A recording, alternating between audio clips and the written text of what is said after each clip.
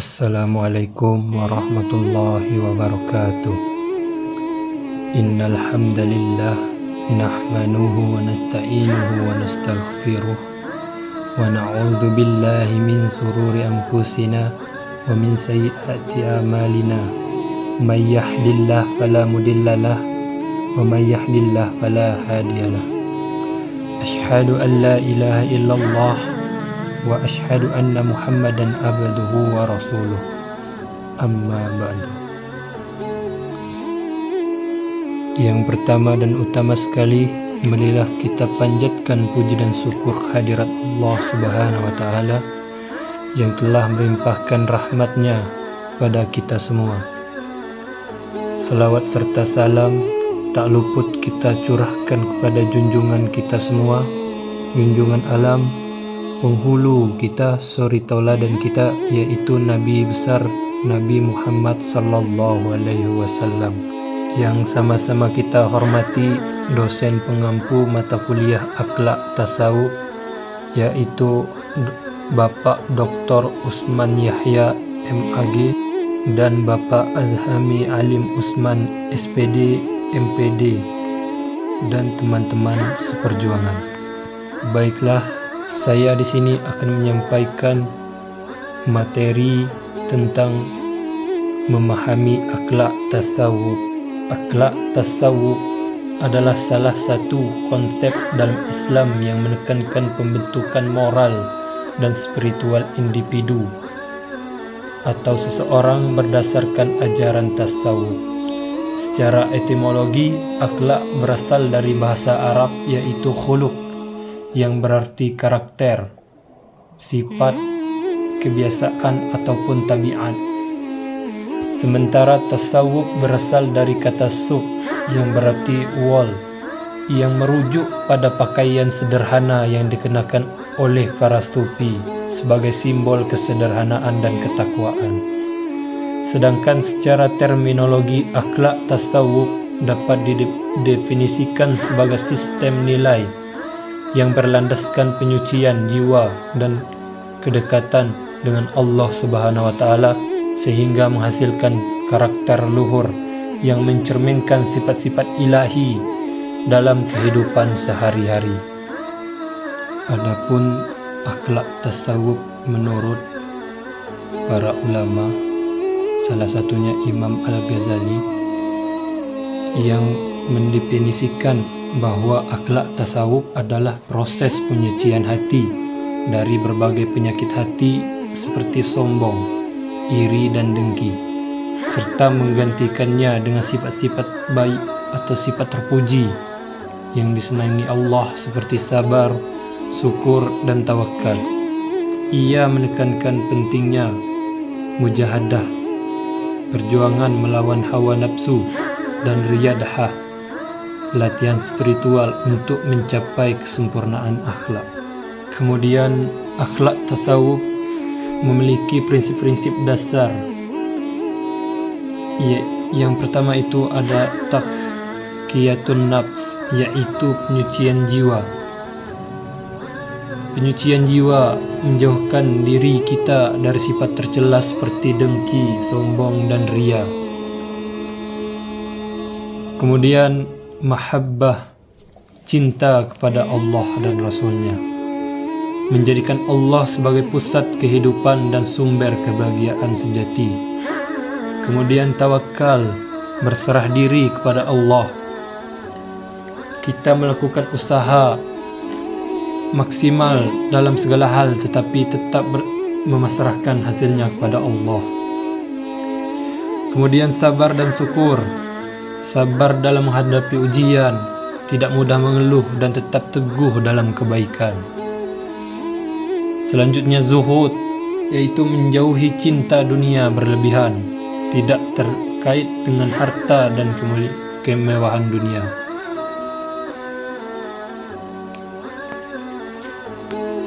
Selanjutnya ikhlas. Ikhlas itu melakukan segala sesuatu karena Allah.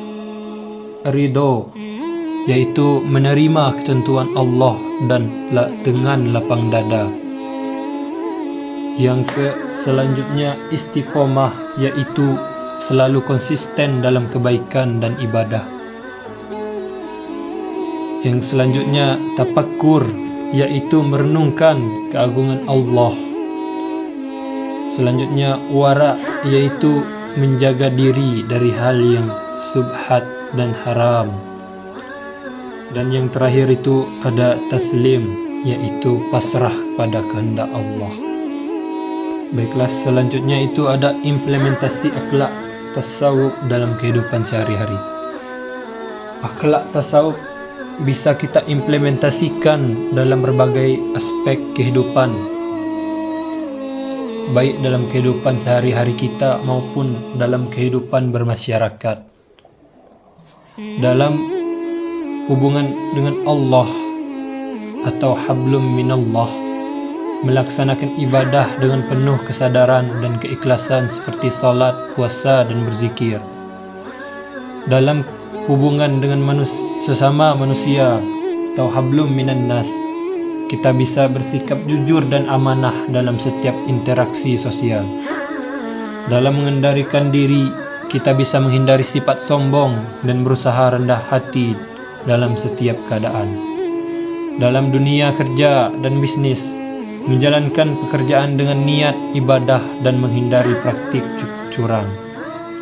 Dalam menjaga lingkungan, kita tidak merusak alam dan menjaga kebersihan sebagaimana sebagian dari iman. Selanjutnya ada manfaat memahami dan mengamalkan akhlak tasawuf dalam kehidupan individu maupun bermasyarakat. Salah satu contoh manfaat dalam memahami dan mengamalkannya, yaitu mendekatkan diri kepada Allah. Dengan memahami dan mengamalkan akhlak tasawuf, seseorang individu dapat meninggalkan hubungan spiritual dengan Allah melalui ibadah yang lebih khusyuk, doa yang tulus, serta hati yang bersih dari penyakit hati seperti iri dan sombong. Dalam bermasyarakat, ada manfaat dalam bermasyarakat, yaitu menciptakan lingkungan yang harmonis dan damai. Ketika banyak individu menerapkan akhlak tasawuf, masyarakat akan lebih damai karena nilai-nilai kasih sayang, persaudaraan, dan saling menghormati menjadi budaya dalam kehidupan. Dan yang terakhir ada hubungan akhlak tasawuf dengan pendidikan moral dan spiritual. Hubungan akhlak tasawuf dengan pendidikan moral dan spiritual sangat erat, karena keduanya bertujuan untuk membentuk kepribadian manusia yang luhur, baik, tidak tercela, berakhlak mulia, serta memiliki kesadaran spiritual yang tinggi. Salah satu hubungannya adalah akhlak tasawuf sebagai landasan pendidikan moral dan spiritual. Akhlak tasawuf adalah bagian dari taksiyatun nafs, yaitu penyucian jiwa, pembersihan jiwa kita, yang berorientasi pada pembentukan karakter yang sesuai dengan ajaran Islam. Pendidikan moral dan spiritual bertujuan membangun manusia yang memiliki nilai-nilai kebaikan dalam kehidupan sehari-hari, seperti kejujuran, kesabaran, ketulusan, dan kedermawaan. Dalam ini hal tasawuf memberikan pendekatan praktis untuk pendidikan manusia agar memiliki akhlak yang tinggi dan bermoral yang baik. Baiklah, mungkin itu saja penyampaian materi tentang memahami akhlak tasawuf dari saya. Mungkin terdapat banyak kekurangan dan kesalahan dalam pengucapan ataupun penyampaian. Lebih dan kurang saya mohon maaf. Wabillahi taufiq wal hidayah. Wassalamualaikum warahmatullahi wabarakatuh.